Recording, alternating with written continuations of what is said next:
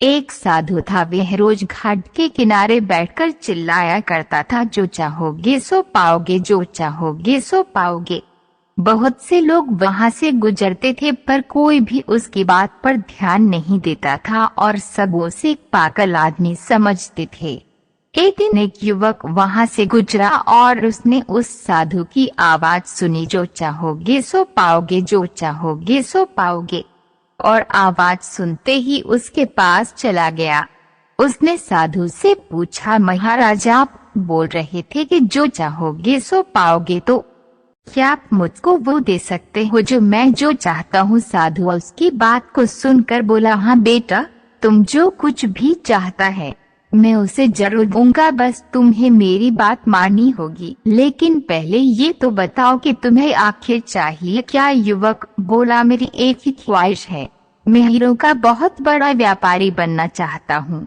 साधु बोला, कोई बात नहीं, मैं तुम्हें एक हीरा और एक मोती देता हूँ, उससे तुम जितने भी हीरे मोती बनाना चाहोगे बना पाओगे। और ऐसा कहते हुए साधु ने अपना हाथ आदमी की हथेली पर रखते हुए कहा, पुत्र मैं तुम्हें दुनिया का सबसे अनमोल हीरा दे रहा हूँ। लोग इसे समय कहते हैं, इसे तेजी से अपनी मुट्ठी में पकड़ लो और इसे कभी मत गवाना, तुम इससे जितने चाहो उतने हीरे बना सकते हो। युवक कभी कुछ सोच ही रहा था कि साधु उसका दूसरी हथेली पकड़ते हुए बोला, पुत्र इसे पकड़ो, यह दुनिया का सबसे कीमती मोती है। लोग इसे धैर्य कहते हैं, जब कभी समय देने के बावजूद परिणाम न मिले तो इस कीमती मोती को धारण कर लेना। याद रखन, जिसके पास ये मोती है वह दुनिया में कुछ भी प्राप्त कर सकता है।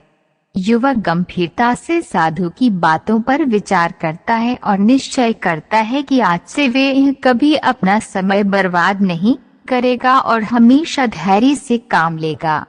और ऐसा सोचकर वे हीरों के एक बहुत बड़े व्यापारी के यहाँ काम शुरू करता है और अपनी मेहनत और ईमानदारी के बल पर एक दिन खुद भी हीरों का बहुत बड़ा व्यापारी बनता है।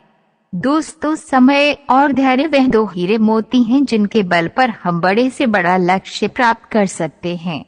अतः जरूरी है कि हम अपने कीमती समय को बर्बाद ना करें और अपनी मंजिल तक पहुंचने के लिए धैर्य से काम लें।